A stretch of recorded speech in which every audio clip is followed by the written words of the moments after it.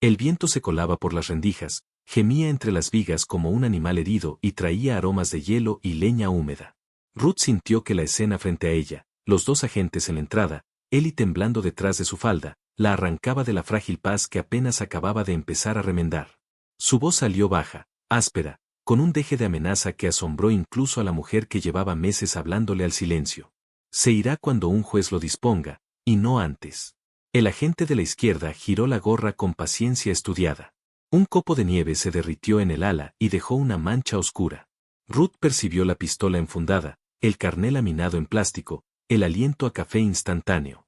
Todo le resultó extrañamente diminuto frente al latido furioso que le retumbaba en las orejas. Recordó la noche en que Henry, tosiendo sangre en la almohada, le susurró: «Acuérdate de pelear, con dignidad, Ruthie, cuando llegue la última ráfaga». Sin darse cuenta, apretó la mano de Ellie y avanzó un paso. En sus adentros, la ráfaga apenas comenzaba. Aquel día, el rancho exhalaba el olor metálico de la tierra mojada. Sandé resoplaba inquieta en el establo, y los tablones, resecos durante años, crujían como si alguien los retorciera desde dentro. Ruth llevó a los hombres a la cocina. El suelo de linóleo, moteado de cicatrices viejas, devolvía ecos apagados a cada pisada. Sin invitarlos a sentarse, deslizó ante ellos una carpeta, papeles de adopción provisional, notas del pastor, firmas a medio secar del juez de paz de Rosewood County. Todo está en proceso. No pueden sacarlo así como así, dijo, obligándose a no titubear. El agente más joven recorrió con el dedo los sellos del tribunal, súbitamente incómodo. El mayor, Wyatt Gilpin, leyó cada línea sin variar el gesto pétreo. Cuando terminó, levantó la vista, clavó sus ojos grises en los de Ruth y habló con una voz tan suave que casi dolía. «Esto lo complica, señora Whittaker, pero no lo cambia. El chico figura como desaparecido, la denuncia activa un protocolo federal. Queda en custodia del Estado hasta que haya audiencia formal». Los nudillos de Ruth se pusieron blancos sobre la carpeta. Quiso replicar, pero Ellie la miró con súplica muda, y ella oyó dentro de su cráneo la misma voz con la que él le había preguntado días atrás si los fantasmas sienten frío. No dejaría que aquella criatura volviera a sentir el hedor del cobertizo donde lo encerraban. Le tembló una ceja, la única grieta en su coraza, y entonces sucedió algo que nadie en la cocina esperaba. El ventanal se estremeció con un golpe seco, como si lo hubiese azotado un pájaro grande. Los tres se giraron. Por un instante, pudieron jurar que vieron una silueta encapuchada corriendo cuesta abajo entre los pastizales, difuminada por la nevisca. Un latido después, la colina estaba vacía. El agente Gilpin aferró la radio de su cinturón. Ruth, impulsada por un rayo de intuición, puso la mano sobre la suya antes de que él pulsara el botón. El tiempo se tensó como alambre. Un beso helado se formó en el aire entre ambos rostros. «No hay nadie», musitó ella. «Aquí el único asunto es este niño, y mi palabra». Gilpin, cuya hoja de servicio estaba preñada de expedientes impecables, tuvo la primera duda seria en años. En última instancia, se dio 24 horas. Al día siguiente regresarían con una orden. Si ella intentaba huir, los federales peinarían cada milla cuadrada de la llanura. Cuando los coches se alejaron, Ruth se volvió. Ellie aún estaba allí, los hombros más hundidos que nunca. Parecía un potrillo bajo la lluvia, vulnerable hasta lo insoportable. La mujer no habló, le tocó el pelo, áspero como paja, y le sostuvo el rostro. El niño tembló. Después, como si ese contacto le insuflara un valor prestado, preguntó: «¿Y ahora?». Un crujido vino de la escalera. En el rellano superior, el viejo altillo de Henry llevaba meses cerrado. Ruth recordaba el olor a humo de pipa que todavía flotaba allí, mezclado con la esencia lejana del hombre. Tragó saliva. «Ahora», respondió, «nos preparamos para la tormenta». La carta amarillenta con el membrete de 1978 estaba dentro de una caja de puros olvidada en el altillo.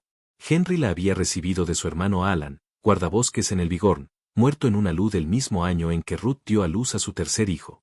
Leyó el papel bajo la lámpara de queroseno, las palabras bailando por las sombras. Si un día aprieta la soga, recuerda la ruta de los Auclinia, sube la garganta de los carbones viejos, sigue la quebrada hasta la baliza pintada de rojo. Allá hay un refugio que papá construyó antes de que cualquiera de nosotros existiera. Guarda lo que más ames, y que el viento no cuente tus pasos. Ruth dejó caer la carta. El temblor de su pulso proyectó manchas de aceite en el suelo. Acarició la madera de la caja, y la respuesta tomó forma en su mente como una chispa que encuentra yesca seca.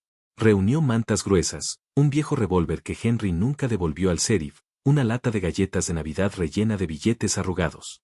Abajo, Ellie escuchaba cómo chasqueaban las tablas. Cuando Ruth bajó, vestida con anorak y botas de cordones, él asintió sin preguntar. Sabía que la palabra huir se había transformado en sobrevivir. Las últimas horas de luz se filtraban plateadas cuando ensillaron a Sander. El animal olisqueó el aire, nervioso. Ruth le palmoteó el cuello, susurró algo en la oreja, y ambas manos, las de la mujer y las del niño, apretaron la cincha con la misma prisa de quien ata un vendaje antes de que brote la sangre. Dejaron atrás los corrales, la antena que se bamboleaba en la azotea, los colgajos del granero que hacía una década era orgullo familiar. Cada huella que Sander hundía en la nieve era otro recuerdo enterrado. A medio camino del arroyo congelado, la noche cayó como un telón. Ellie tiritaba. Ruth, desde la montura, le cebaba historias para distraerlo. Le habló de un toro llamado Oroume que se escapó 3 días y regresó con trozos de alambre en los cuernos, del verano en que los girasoles crecieron tan altos que Henry taladró agujeritos en la cerca para ver el horizonte. Pero el niño no reía. Absorbía todos los datos como quien memoriza claves secretas. El chirrido de un coyote lo sacó de ese trance. ¿Cree que nos encontrarán?, preguntó, la voz tan pequeña que casi se la tragó el viento. Ruth pensó en la radio de Gilpin, en los federales trazando círculos rojos sobre mapas, en las cámaras de las gasolineras, en drones que zumbaban aunque uno no los oyera. Sí, quiso decir. Pero les costará. En vez de eso, apretó la manta sobre los hombros del niño y murmuró. Déjalos que busquen. No hay rastro más difícil que el que guarda la nieve cuando vuelve a caer. Un tronco ardía en la chimenea del refugio cuando el reloj marcó las 3 de la madrugada.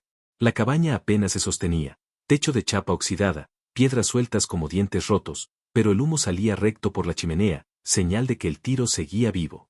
Ruth pensó irónica que parecía el propio corazón de Henry, cascado, remendado, pero tosudamente latente. Colocó a Ellie frente al fuego. Luego, del bolsillo interior de su chaqueta sacó algo que no mostraba a nadie desde el entierro, un cuaderno de tapas negras.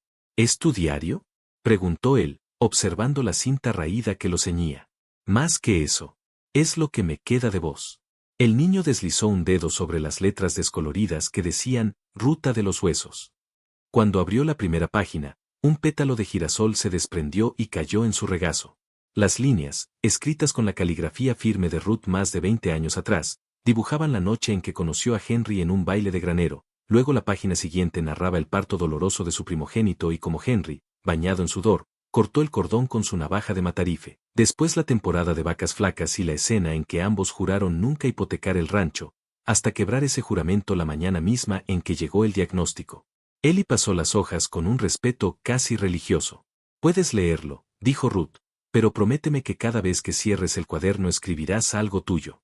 No importa si es un dibujo, un pensamiento o el nombre de una estrella. Para que esto no acabe en mí. Ellie asintió, los ojos grandes, húmedos, reflejando la lumbre. Sacó del bolsillo el lápiz sin punta que siempre llevaba. Garabateó algo en la primera página en blanco. Ruth no preguntó qué, él tampoco enseñó. Pero la atmósfera en la cabaña se volvió más tibia, como si cada trazo devolviera 1 grado al termómetro del alma. El amanecer explotó en rosa y gris sobre las crestas nevadas. Ruth salió a cortar leña, la hacha vibró en sus manos, y el crujido de cada tronco que se partía liberó vapor blanco al aire gélido. Los nudillos le dolían, pero agradecía ese dolor, era prueba de que aún habitaba su carne. Dentro, Ellie calentaba leche en lata y tarareaba una canción que Ruth no reconocía. Ella cerró los ojos, escuchó, eran notas disparejas, pero percibió algo antiguo, un eco de nana que quizá alguna mujer olvidada susurró a un niño empeñado en sobrevivir. Sintió que la melodía la envolvía y la depositaba en un lugar tan primitivo como el latir de un tambor. Por primera vez en años, su cuerpo tembló no de frío ni de rabia, sino de ternura, la certeza de que el refugio no era de madera y piedra, sino el espacio sonoro que tejían sus 2 voces. Entonces, un estrépito de motor quebró el alba. Ruth se irguió, la hacha en alto. El eco rebotó entre las paredes de roca, el rumor de orugas, el vibrar de un helicóptero lejano. El protocolo había despertado. Corrió. Entró en la cabaña, cerró el pestillo. El niño la miró. Sin hablar, empujó la olla de leche al rincón frío para evitar que se derramara en el traqueteo. Ruth empuñó el revólver. Acarició el metal, 6 balas, óxido en la recámara.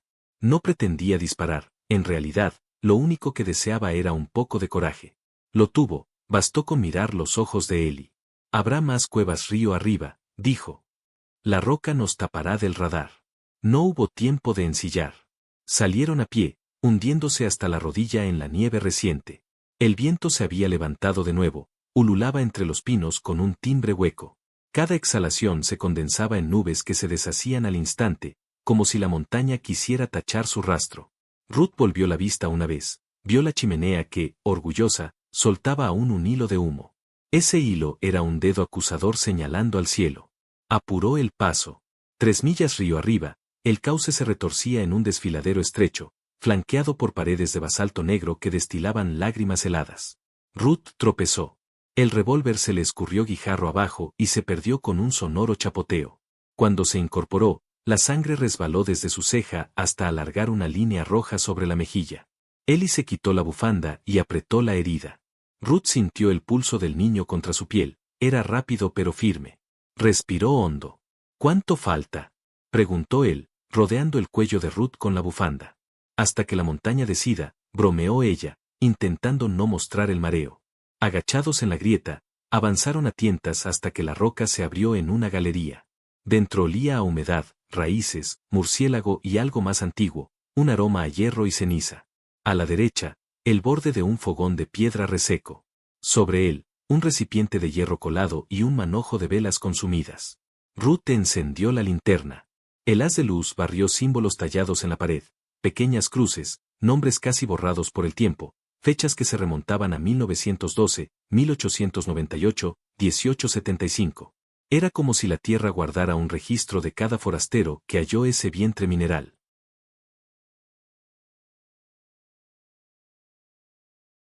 Ellie pasó el pulgar sobre un nombre, Margaret Woodward, 14 de octubre 1912. Pensó decir algo, pero el rugido del helicóptero restalló más cerca, rebotado y amplificado por el cañón. Las paredes parecieron temblar. Ruth apagó la linterna. La oscuridad cayó como un telón sin fisuras.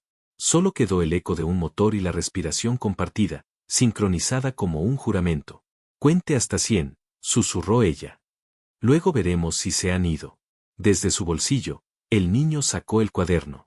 No podía ver la página, pero apoyó la punta roma del lápiz y empezó a trazar líneas imaginarias. Un caballo, un girasol, la silueta de Ruth alzando la hacha, el helicóptero que parecía un insecto de acero. El grafito rasgaba la hoja con un sonido leve, casi como lluvia. Ruth escuchó ese roce. Se preguntó si, de algún modo, Henry escuchaba también. En ese pensamiento se encontraba cuando un ruido sordo sacudió la galería, una piedra desprendida, un murmullo de grava, un siseo de aire que no venía del exterior.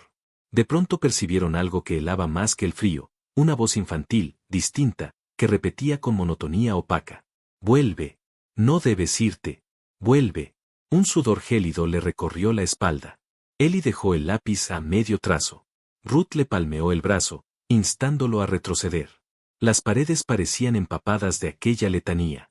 El niño dio un paso y su bota crujió un hueso seco. Al bañar la zona con la luz de la linterna descubrieron un osario disperso, huesecillos cortos, una tibia diminuta.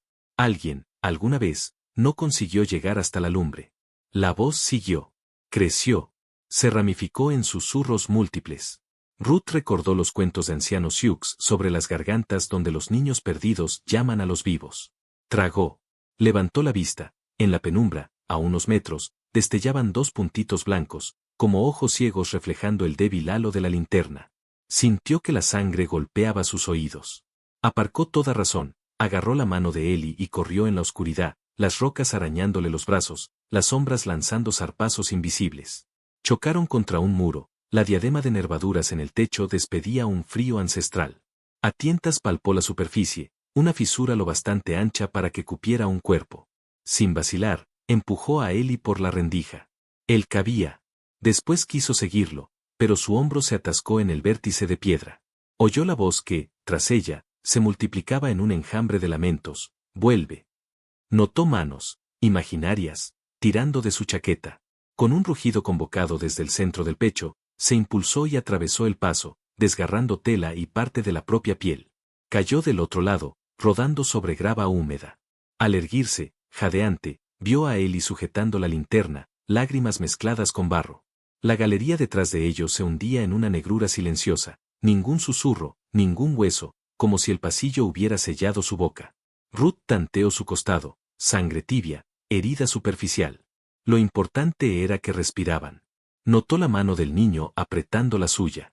Aquel contacto bastó para que las rodillas dejaran de temblar. Pero el alivio duró un segundo, un estruendo retumbó arriba, la montaña entera pareció gruñir. Se desató una luz cercano. Polvo calcáreo llovió sobre sus cabezas. Si el helicóptero había visto aquello, no tardarían en enviar brigadas. Ruth escudriñó el túnel que se abría ante ellos, un descenso serpenteante que olía a humedad y a una corriente de aire más templada. Si existía salida, debía de estar abajo, quizá al nivel del lecho antiguo de un río subterráneo. De repente, Eli se irguió. Algo en su expresión cambió, una lucidez adulta, casi feroz, iluminó sus facciones. No fue un fantasma, susurró. Era un niño de verdad. Se quedó allá. Ruth quiso negarlo. Tenía el instinto de negar cualquier amenaza que pudiera quebrar al chico. Pero él prosiguió, articulando con extraña seguridad. Si alguien nos ayuda, será él. Hay que devolverlo con los vivos. Ella lo miró, en su mano seguía el cuaderno abierto. Bajo la luz tenue examinó la página donde Eli había garabateado antes de que el helicóptero llegara. Su respiración se atascó. Lo que veía allí no era un dibujo infantil, se trataba de un retrato, un rostro pequeño, ojos huecos, boca torcida en un susurro eterno. Y al pie, con letra nerviosa, un nombre, Ila Bradford. Lo estremecedor no era que coincidiera con la ficha policial del desaparecido, aquella que Hill Pin había mencionado, sino que Eli no la había visto nunca. Ruth sintió que las piezas invisibles del mundo encajaban con un clic gélido. Algo empujaba sus pasos. No solo era salvar al niño vivo, sino redimir al que había quedado atrapado en la piedra. El túnel respiraba, como si alentara su decisión. Ruth apretó el cuaderno contra el pecho, cogió la mano de Eli y avanzó. Sabía que en unas horas, quizás minutos, el estrépito de motores se filtraría por aquel laberinto. Sabía que la montaña podría tragarlos a los dos. Y sin embargo, en ese pasadizo hediondo, algo parecido a un faro latía, guiándolos. Allá afuera, el helicóptero rondaba en círculos, y los agentes se preparaban para un descenso en rapel. Hill Pin ajustaba su arnés, convencido de que la viuda obstinada había cometido un suicidio logístico, acorralarse sin salida. Pero en el fondo de las cavidades del Bigorn, la historia estaba reescribiendo sus líneas con tinta de sangre antigua y de promesas nuevas. ¿Y tú, que respiras con ellos cada paso, crees que hallarán la grieta justa para emerger? ¿Crees que el pasado dejará de escupir huesos? No apartes la mirada, porque la nieve oculta verdades que solo el fuego del corazón revela. Dijeron que sería temporal, que harían una evaluación rutinaria, que si todo estaba en orden podría volver. Lo subieron al asiento trasero del coche oficial con la cara empapada de lágrimas, y él giró el cuello hasta que las colinas lo tragaron y ya no pudo ver el porche. Aquella noche la casa pareció contraerse, los tablones crujían huecos, las habitaciones respiraban un vaho glacial y el viejo reloj pareció latir más despacio, como si marcara una espera sin fin. Las semanas siguientes se deslizaron como un invierno tardío. Ruth madrugaba para reparar alambradas que nadie tocaba, deshiervaba parches de tierra dura, pintó de verde pálido el dormitorio que seguía oliendo a jabón barato y a sueños interrumpidos. Colgó el dibujo de los palitos en la puerta del refrigerador y cada tarde se asomaba al camino de grava, aguardando el inconfundible borboteo de un motor gubernamental. Un silencio obstinado habló por el teléfono y por el buzón, hasta que, cuando la esperanza no era más que un hilo que vibraba con el viento, llegó una carta escrita con la letra desigual de Eli. Me pusieron con otra familia. No está mal, pero no es mi hogar. Les dije que tú eres mi familia, que aquí pertenezco. La nueva trabajadora social dice que, si solicitas la custodia, tal vez me dejen volver. Al amanecer siguiente, Ruth condujo 3 horas hasta el tribunal de Billings. Allí, bajo luces fluorescentes, rellenó formularios que parecían multiplicarse como maleza. Cada sello, cada huella dactilar, cada entrevista la obligaba a rememorar su pasado, a exponer cicatrices que no imaginaba mostrar jamás. Pidió ayuda al viejo juez Colwell, el que había compartido banco de iglesia con Henry, y él, conmovido por la obstinación de aquella viuda de mirada clara, redobló esfuerzos para acelerar el expediente. El proceso fue largo como una sequía y, sin embargo, el verano llegó antes de que el cansancio la venciera. Una mañana de julio, El sol reverberaba en el techo de zinc cuando un todoterreno oficial se detuvo frente al rancho. Del asiento trasero bajó Ellie, zapatos nuevos que rechinaban en la grava, maleta azul pegada al costado.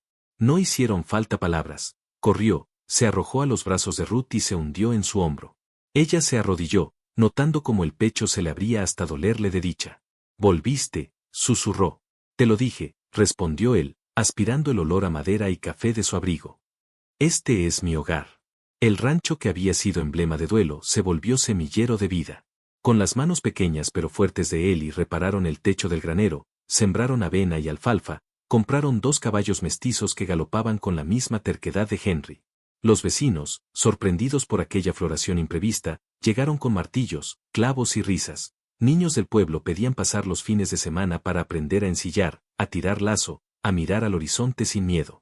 Ruth bautizó la iniciativa Acres y pronto la palabra corrió de boca en boca. No era solo un rancho, sino un refugio para huérfanos, viudas, veteranos y cualquiera que necesitara recordar que tras el invierno más cruel siempre asoma alguna primavera. Los años tropezaron unos con otros y el viento que una vez ululaba de tristeza empezó a arrullar cosechas doradas. Un amanecer violeta anunció el día en que Ellie, ya un joven de 22 años, se plantó en el mismo umbral que había tocado como niño perdido. Vestía botas relucientes, camisa planchada y un brillo decidido en la mirada. «Ya me voy», dijo, sosteniendo la misma maleta azul, ahora cubierta de calcomanías universitarias. Ruth, encanecida y vigorosa, lo estudió con orgullo tembloroso. «¿Estás listo? Tú me enseñaste todo lo que necesito. No olvidaré quién soy. ¿Y quién eres? Soy tu hijo». La abrazó tan fuerte que los huesos parecieron rechinar de emoción, luego besó su frente y subió al autobús que lo llevaría a Missoula, camino a la universidad que le había ofrecido una beca completa en ingeniería agropecuaria. Cuando el vehículo agarró la curva y desapareció, Ruth murmuró al cielo: «Gracias, Henry. Tú me lo enviaste». Dentro, la cocina vieja conservaba una grieta en el cristal y esa fragancia inconfundible de leña y café tostado. Ruth dejó que la taza le calentara las manos, sintió el eco vibrante de risas que ya eran parte misma de las vigas, y entendió al fin que la vida no se detuvo aquel día en que enterró a su esposo, solo aguardaba, paciente, otro leve golpe en la puerta.